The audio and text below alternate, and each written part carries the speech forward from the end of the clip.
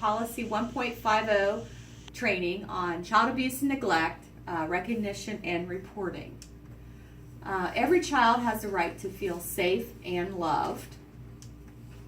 And we want to make sure that 4-H has a positive, welcoming, and provides a safe environment for our 4-Hers at all times.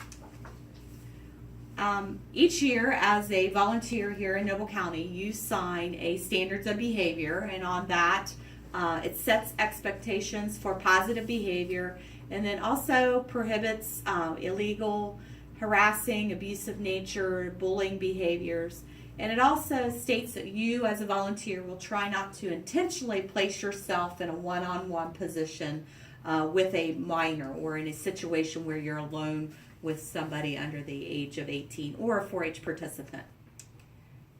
The reason that we do this is because Ohio State requires this program for any activity or programs with minor participants. And as you are 4-H volunteers, you are at club meetings and 4-H activities definitely interacting with minor participants. So when you conduct activities and programs which parents or guardians are not expected to be responsible for the care, custody, and control of the minors. So as we know, most times parents drop their kids off and they leave. They don't stay for our meetings and activities. So that means you as the 4-H volunteer are then in care, custody, and control of that minor. So it means an adult is present, has primary responsibility for the supervision of the minors at any given point throughout the activity or the program. And at least one adult must have care, custody, control of the minors at all times during the activity or program. So that's where we have to remember that if we're inside for our meeting and then the kids go outside to do recreation, those kind of things, we need to make sure that another adult is out there supervising them, because you still need to have that care, custody, and control of them while they're at your meeting or activity. So why are we here? To make you more aware of the frequency of child abuse, to understand the types of abuse and common indicators, to help, most importantly, your duty to report whether you observe the incident directly. It is reported to you by someone, and most likely that is the person themselves, or if you have reasonable cause to believe that abuse or neglect has occurred or may occur. We're also going to talk about knowing how to report a suspected child abuse or neglect incident, and also to help you understand your accountability. So child abuse and neglect is when a child has suffered or faces a substantial threat or suffering any physical or mental wound, injury, disability, or condition that reasonably indicates abuse or neglect. This also includes any conduct of a sexual nature that may be harmful to a minor's mental, emotional, or physical welfare. In the United States, 5 children will die from abuse or neglect today, and that's still a statistic that still is ongoing. There's constantly abuse and neglect occurring on a daily basis. So what is child abuse? It's any action that results in harm, potential for harm, or threat of harm to a child. There are 4 main forms: physical, sexual abuse, emotional abuse, and neglect. And neglect by far makes up the most reported types of abuse that usually happens. Generally, it is a neglect case rather than the physical, emotional, or sexual abuse occurring. So the signs of physical abuse is anything defined as any physical injury or death inflicted upon other than accidental means. We know that kids have accidents, but there's things that can't be viewed as accidental, and that could be unexplained bruises or burns, especially on the face, lips, mouth, buttocks, or thighs, human bites, marks on a child's arm or back. And humans will do this. Parents will bite their kids and try to hide it then. Also, if they have a lot of multiple hospital visits for, like I said, those unexplained bruises or accidents, they may seem frightened of their parent or guardian and don't want to go home. Also, you may view physical force used by parents, and you pretty much know what is acceptable and not as what is acceptable for physical. abuse. Corporal punishment is still allowable in the state of Ohio. And so, a parent can, paddle their child, but it's the type of instrument that is used. Most often paddling is done with a hand, but if it's done with some object such as a wooden spoon, a belt, things like that, those are unacceptable.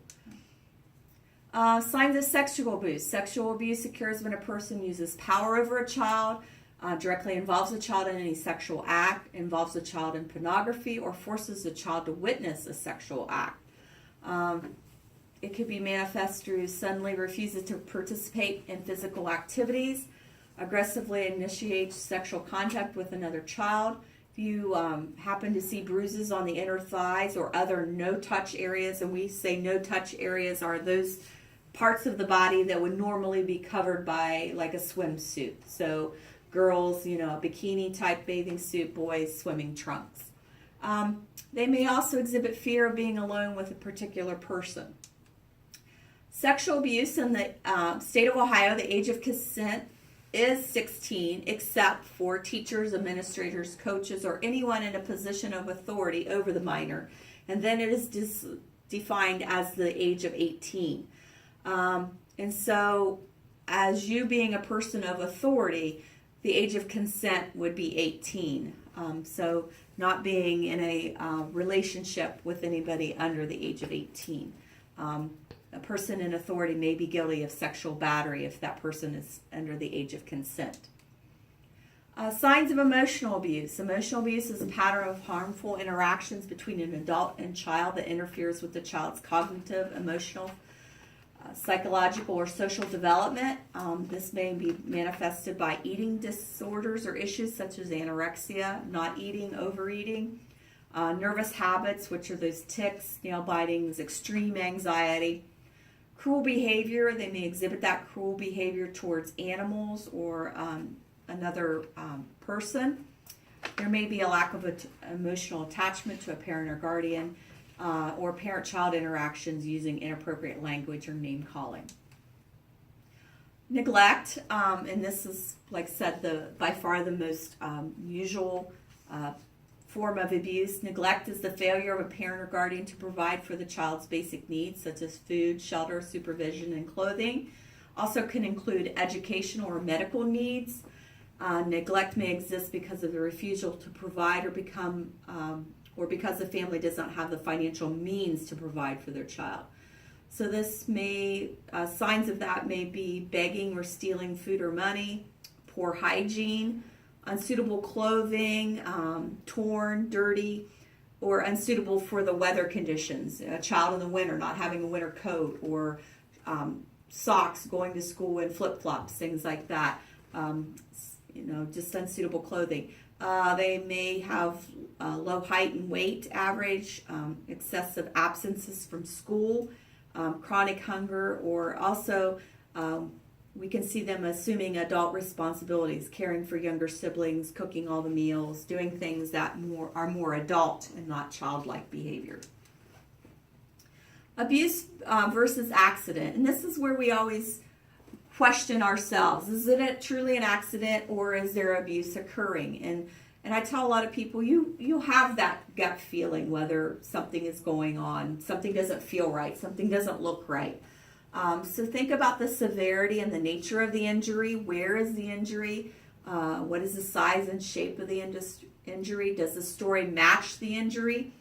Is the injury consistent with the child's abilities? If they say they got hurt doing something and that's not something a child that age would be doing, they're making up a story to cover for what happened. And how many injuries does the child have? Or how often is the child injured? We talked about physical abuse and corporal punishment and what can leave marks. And so when we see bruising or welts and things on a person's body, can those marks take on the shape of an instrument that was used to inflict corporal punishment on them? So we know what a belt buckle would look like, or what it would leave as far as a mark. The old wooden spoon, bite marks, teeth marks on a person, human teeth marks. And what a slap of a hand would look like on the face. marks on the back, legs, things like that. So it's not easy to pick out somebody who is a child abuser and who does that. Child abuse comes in all socioeconomic classes of citizens. It doesn't just happen to poor people. All forms of abuse are prevalent in, like I said, all socioeconomic classes. So it could be anyone, and it has included parents, teachers and instructors, counselors, coaches, family members, and volunteer leaders in groups like Boy Scouts, Girl Scouts, and 4-H and church, unfortunately. We still hear of abusive cases of those that are coming from those people that are in positions of leadership. So what to do if you suspect child abuse? The child demonstrates signs of abuse or neglect. The child may confide in you about being abused. If you build a close personal relationship with them, they come to trust you. They see you as a caring adult. They may confide in you that they are being abused.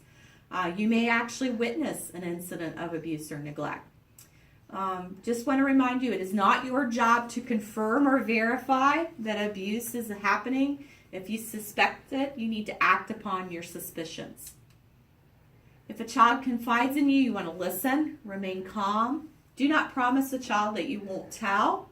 It is your duty to report.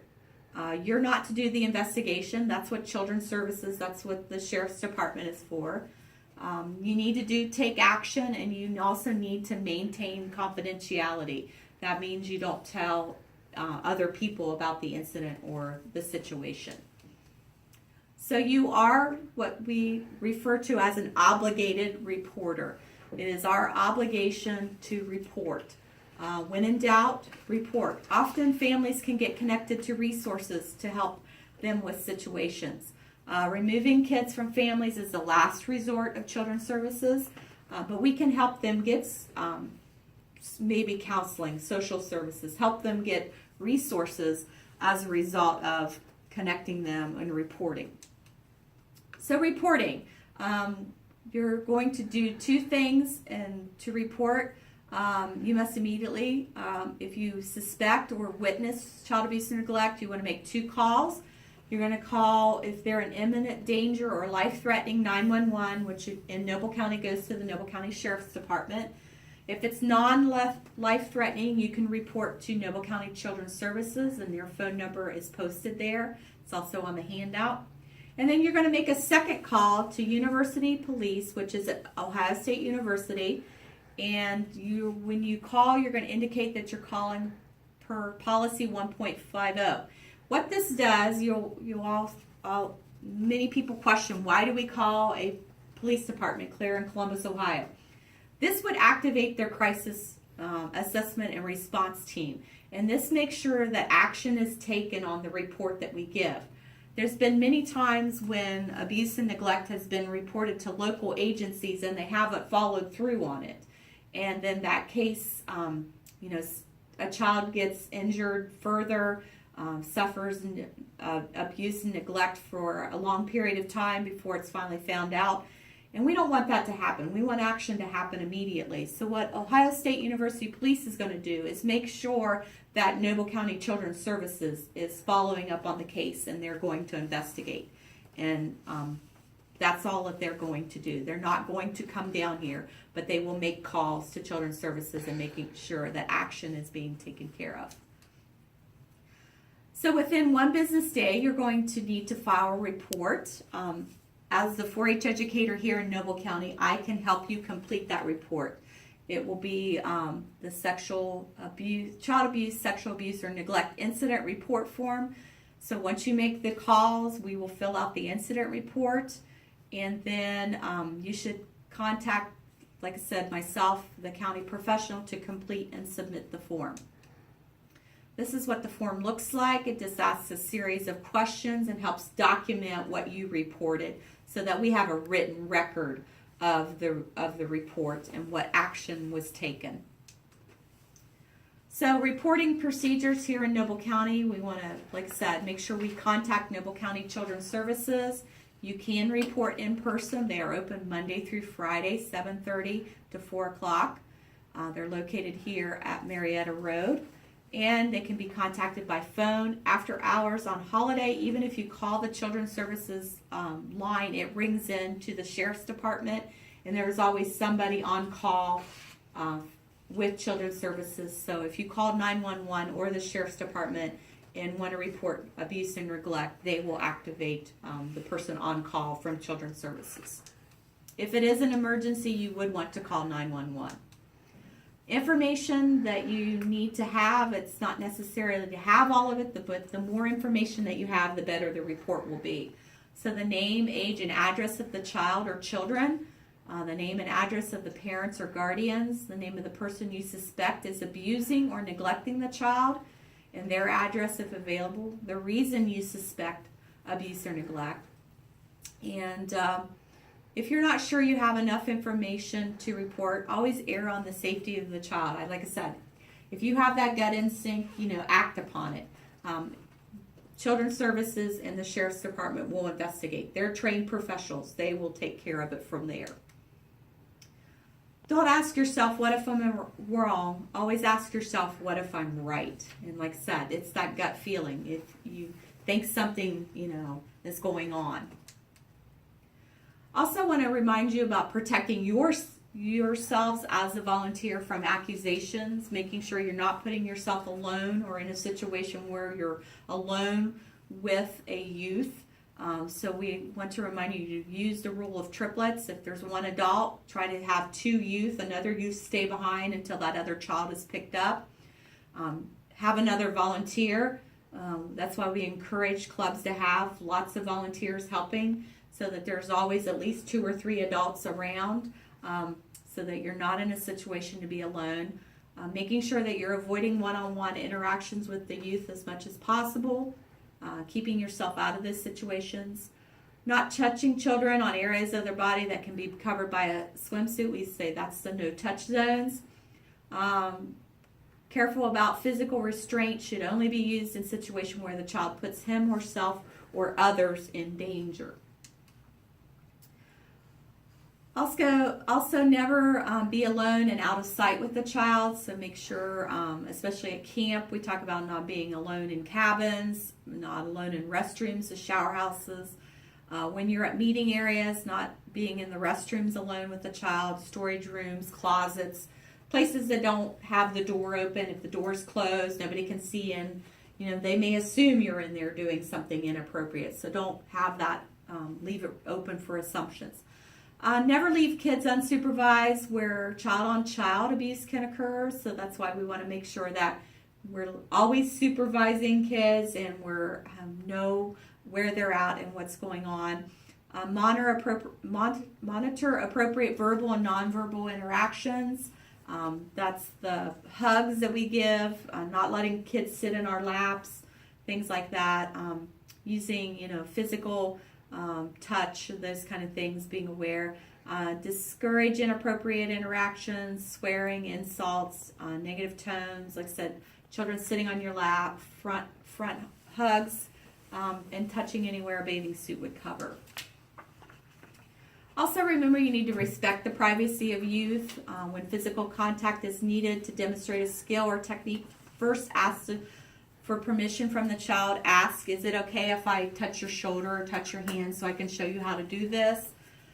Communicate safety rules. When you're at a club meeting or an activity, if there's things that are high risk, make sure you're communicating what those rules would be and what is out of bounds or off limits as far as equipment, places to go, buildings, being around cars in the parking lot, those kind of things.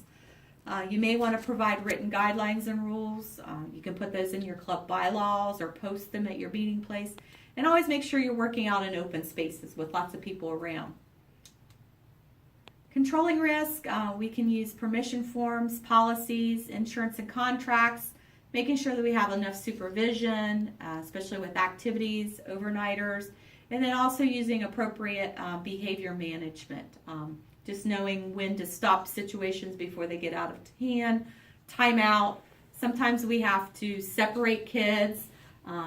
Also, give them consequences. Let them know what the consequences are for bad behavior.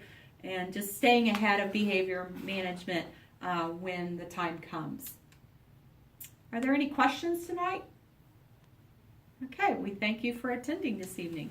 If you have any information, there's my email address, my direct phone number here at the Extension office, and as always, you're always available to call me or text me on my cell phone. Thank you.